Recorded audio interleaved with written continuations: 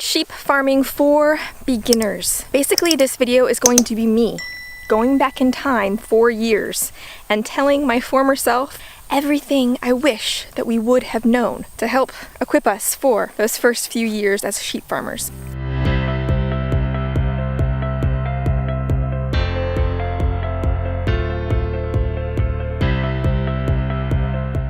Getting ready to make a video about whether or not sheep farming is profitable, but that video hinges upon you taking hold of what I'm about to tell you in this video.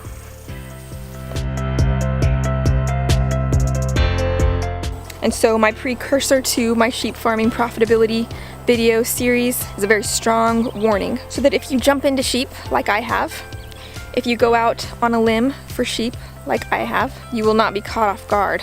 You will have the advantage that I had in seeing these problems and understanding the seriousness of them. The first 3 years of owning sheep was not easy.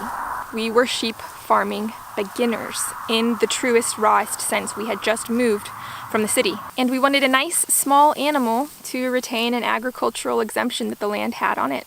So we bought nice small animals. The experience was absolute bliss as beginner sheep farmers for about 8 months.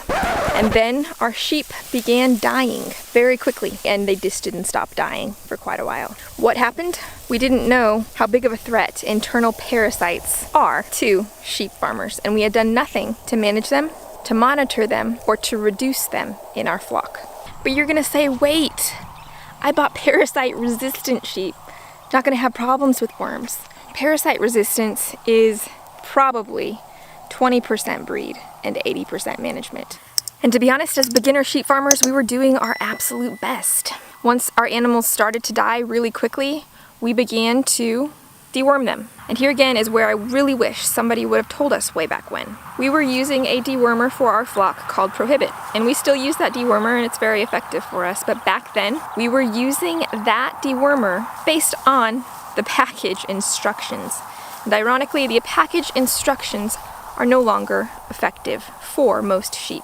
In fact, I am going to link down below to a Clemson University chart that will show you not only how to mix this dewormer, but the correct dosages to administer it. And deworming is a touchy topic because not everybody agrees with it. But here's the thing, your farm is your farm, and you're gonna have to decide what your management practices will be.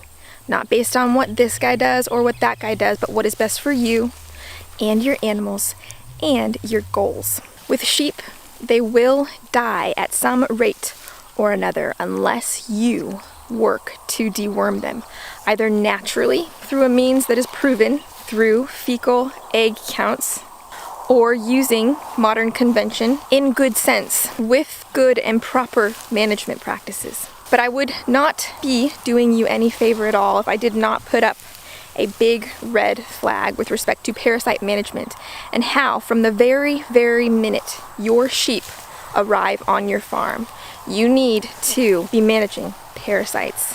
Rotational grazing has done huge things to reduce the parasite load in my flock, but I do still deworm.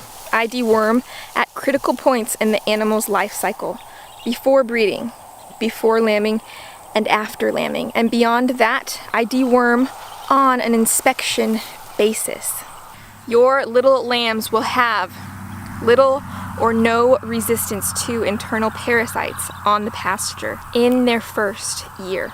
You've got to watch lambs doubly if you are raising them on a pastured system. This is hard to say, but in our first year as beginner sheep farmers, we lost all of our lambs to parasites.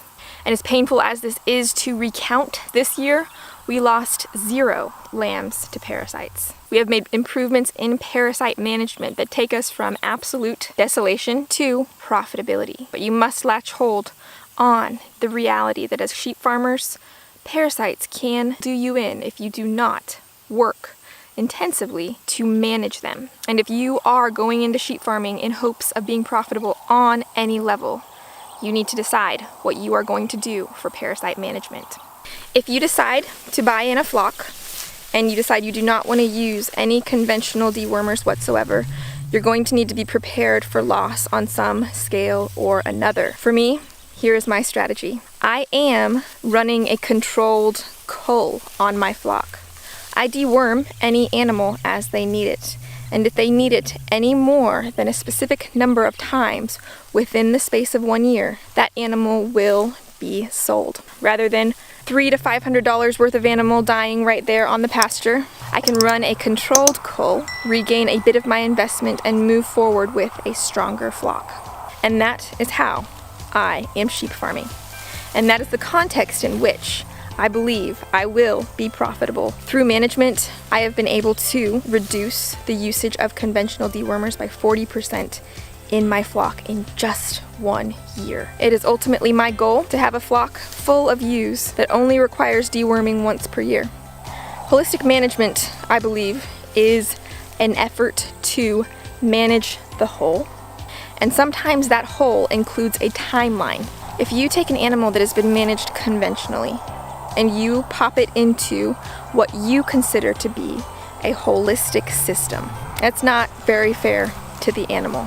But if you take an animal that has been managed conventionally and you put it into better systems that will improve its health while maintaining its pre-existing care, you will, just like I did, see a continued upward movement in the overall health of your animal. So guys, thank you so much for watching this video.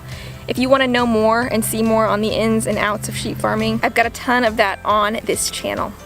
But before I delve into all of the business ins and outs and the enthusiasm that I genuinely have for my sheep farm, I had to create a red flag video. And basically I want this video to give you the same opportunity that I had, to see sheep farming from all angles and to assess the risk before you jump in.